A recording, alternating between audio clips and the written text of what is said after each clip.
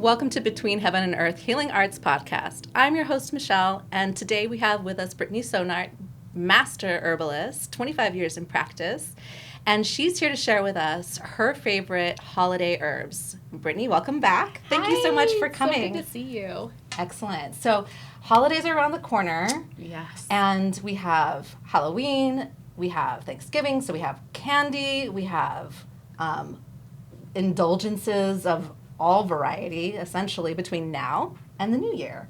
How do we navigate this with using herbs, and in what ways would you recommend, and is there anything in specifically that you want to expand on in terms of herbs?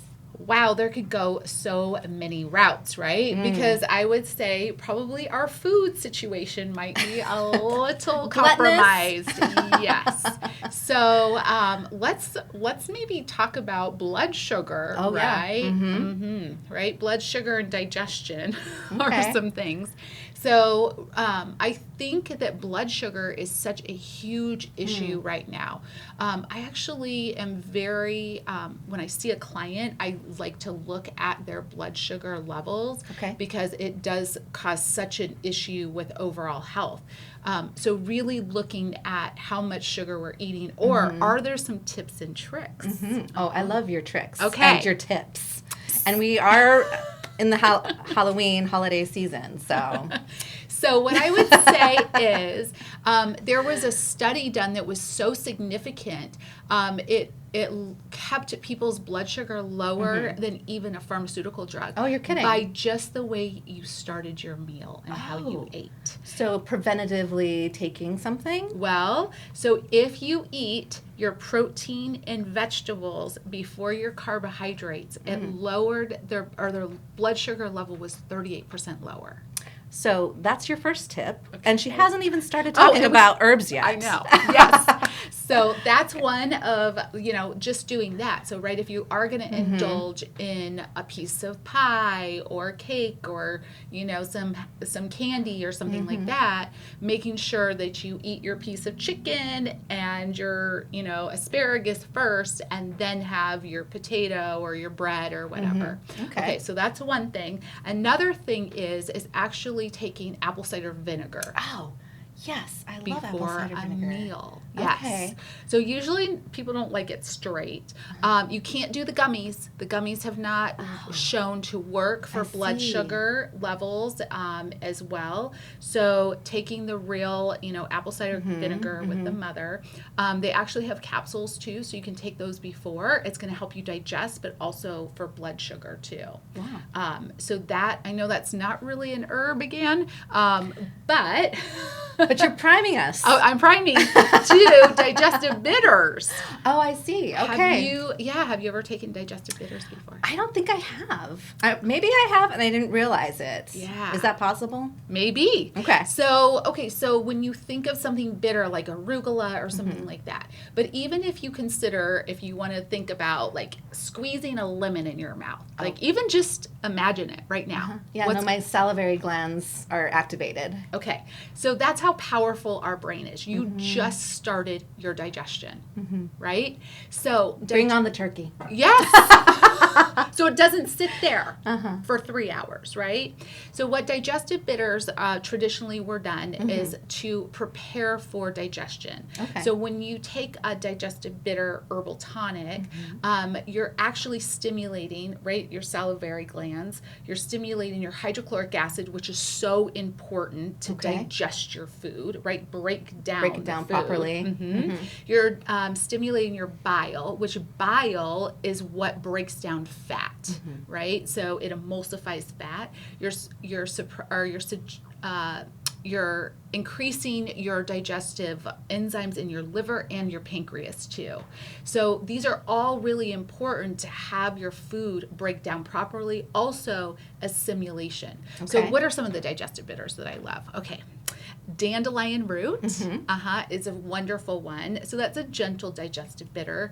But if you've heard of gentian or just our traditional digestive bitters, if you go to a bar for the hangover, the Angostino bitters. Oh. Though that's made with gentian. Gentian. Yeah.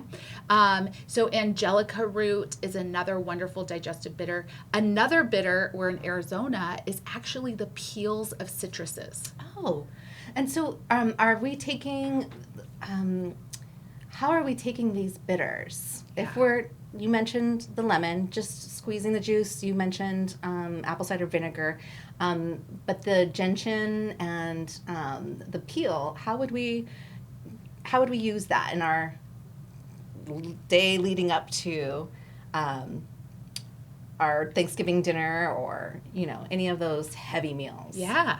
Family. So if you want to just do your home remedy and you have a citrus, Uh-huh. you can peel it, but you're actually eating the citrus peel. Okay. Okay. So it's very, very bitter. Tons of antioxidants. It's a wonderful, wonderful anti-cancer, anti-tumor. A little hard to eat a whole peel, but it's very full. But would you need the whole pill? No. So you could just do a little bit of peel. Okay. But I like in a form of like a spray. Okay. Because you could just put it like on your table. And so before a meal, you do a few sprays, and that's going to start stimulating everything. Now, is that something that we can find at Desert Sage Herbs? Oh, absolutely. Yeah, wonderful. Yeah, and so there's different ones for different things. So there's more warming ones. Okay. There's actually more for like if you have more tummy issues, like chamomile is wonderful if you hold your stress in your gut. Okay. So I would look at that. So I always kind of look at the person, or I ask the person, so what's going on with your digestive system? And then we can find the right remedy that might have the right herbs in it. Even turmeric, right? So many people love turmeric. Wonderful digestive bitters.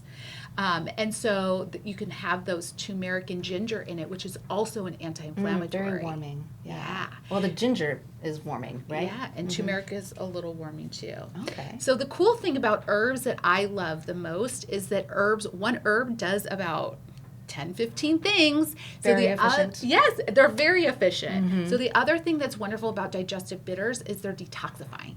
Oh, awesome. Right? Because they're supporting the liver, so they're actually supporting detoxification in the liver. So you can have like a double, triple duty kind of thing.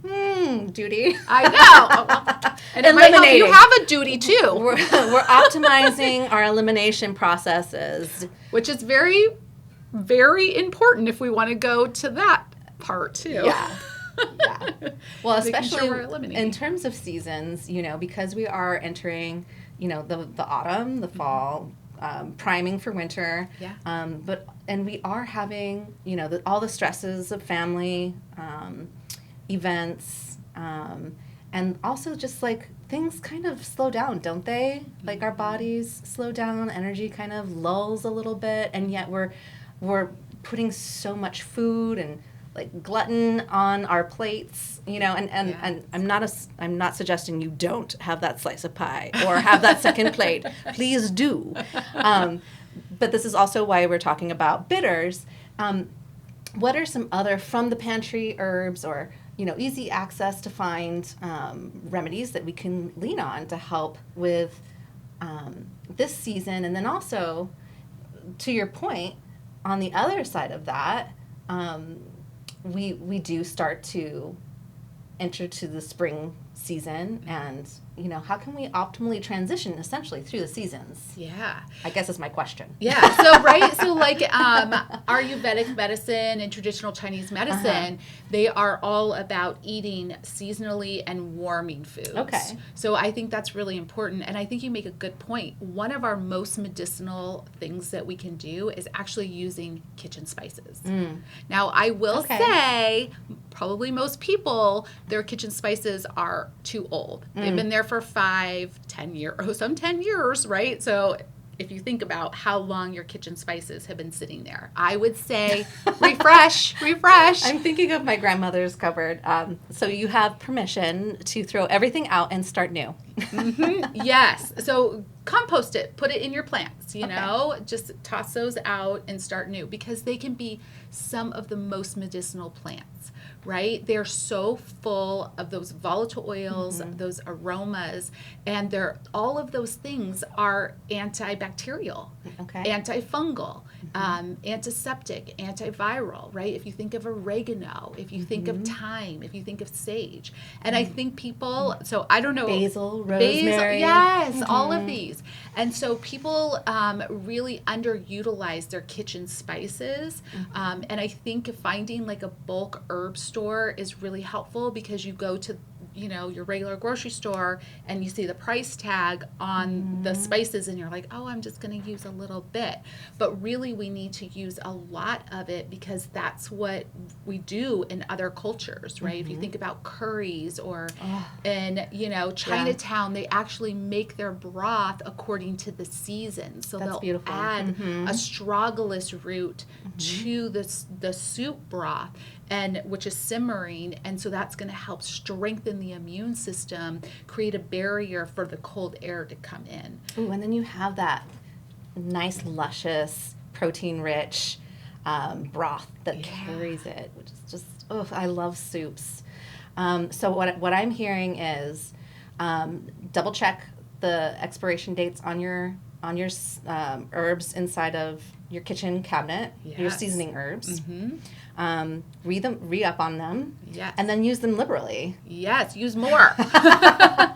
Awesome. Great tip. I was even thinking about cinnamon. There was a study about they took people with apple pie, and so they had an apple pie with no cinnamon, and then they had an apple pie with cinnamon in it, and then they looked at people's blood sugar after they ate it, and the one with the cinnamon in it, their blood sugar didn't spike as much. Oh, that's fascinating. So there's all this amazing things that's been handing down from generations, but we were kind of getting away from it. So, but making your apple pie and putting extra cinnamon and cloves and all of that is going to actually help your blood sugar and not have such a reaction like the ones that store-bought, that they're, not really putting a whole lot of good quality stuff in there.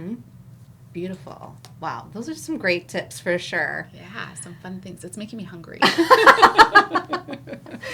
And with that, I just want to thank you again for coming back with some extraordinary wisdom, some quick tricks and tips to share with our audience. You've been listening to Between Heaven and Earth Healing Arts Podcast. I'm your host, Michelle, and we'll see you again next time.